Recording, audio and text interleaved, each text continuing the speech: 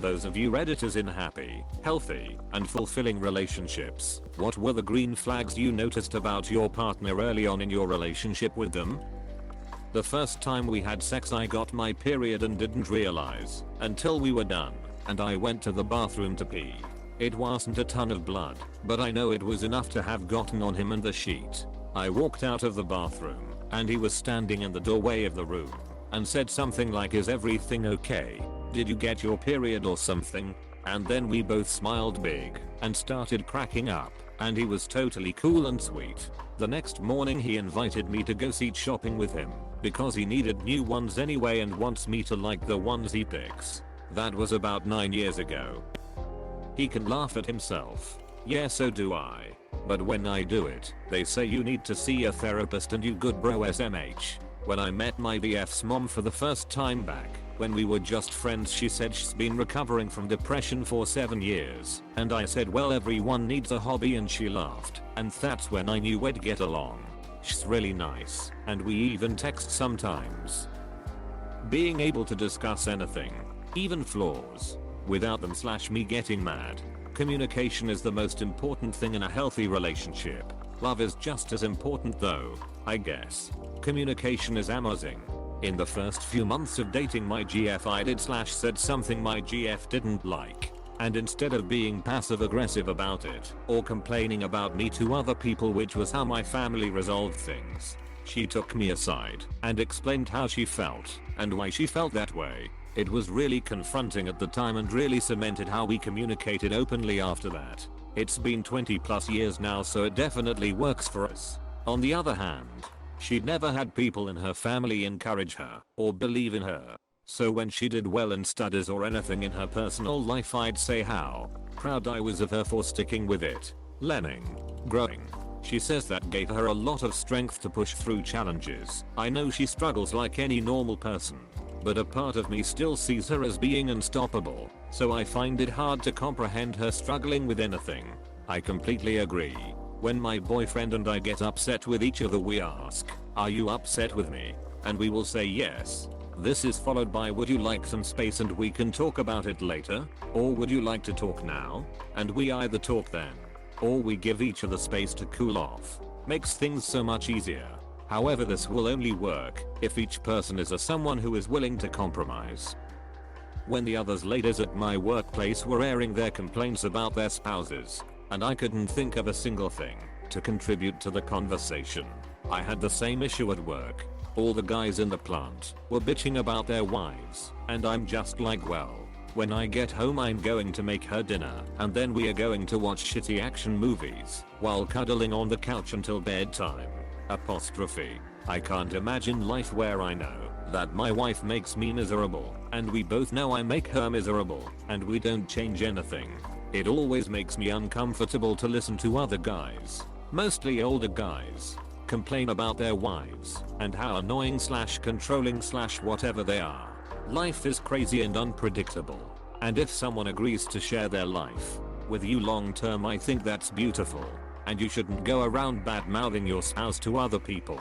Speaking of flags, it's a big red flag when I see somebody do that. I had a coworker at my last job who always went out of his way to complain about his wife to the rest of us, and it made us super uncomfortable. Before my wife and I were dating, I very quickly noticed that she always invited the loners to join in the conversation. If she noticed someone we knew sitting alone, she'd always extended an invitation to join or ask their opinion. The people that are careful enough to do that are the best. Caring is the word. Otherwise, it sounds like she's only extending the invitation because she's careful not to make deranged loner enemies. Before my first marriage, I often thought that maybe I should cancel the wedding, and the marriage didn't work out. I never had that thought going into my second marriage. Not one single time. That's a pretty hardcore green flag right there, and obviously, potentially a red flag too, if you're entertaining a fair amount of doubt prior to a wedding. My partner never made fun of me or acted condescending when I didn't know something. They were also humble when it came to gaps in their knowledge too. My fiancé is extremely intelligent. Has 2 STEM degrees, a very successful smart person career, His memory is stellar and has able to digest new information at lightning speed. I'm intellectually average and a lifelong heavy reader with an English degree. Has never once made me feel stupid for not knowing or understanding something, which is lovely. But what gets me even more is his absolute comfort with the gaps in his own knowledge. He never pretends to know things he doesn't, and has not self-conscious about it. His face absolutely lights up every time someone uses an unfamiliar word. He takes such obvious pleasure in learning.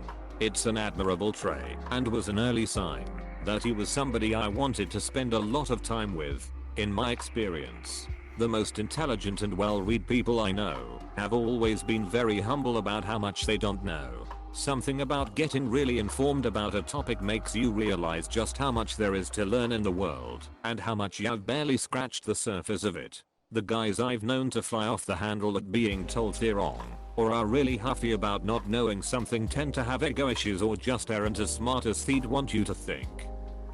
I have crons and was always kinda shamey with someone, even if it's just for a night. When I start dating her I thought I won the lottery. Zero fear of what she would think because she was always so good to me and supportive. Even in the bathroom her best girlfriend ever. I'd rather spend time with her doing nothing than doing something with anyone else. This is so underrated. If you want to spend your life with someone you will have periods of time where you aren't doing anything. It makes life so much less tense when you can still enjoy that time. They accepted when they made mistakes, showed real efforts in trying to improve growth from their own traumas or baggage, didn't minimize or invalidate my emotions. We could have fun, or make a date out of anything. Errands, laundry day, cleaning, etc. Things that were most important to us really aligned. Politics, lack of religion, that we wanted children, quality over quantity, good food, the environment, live and let live, etc. Always felt excited to see him. I can fall apart with him and feel supported. He doesn't add stress. He loves my body, my face, my personality, everything. He loves even all my insecurities like my wide nose and big belly. We just clicked, and it felt peaceful. She apologizes when she thinks she's screwed up, and honestly tries to change. She regularly tells me she loves me exactly as I am. She gets excited for me when I'm excited about something.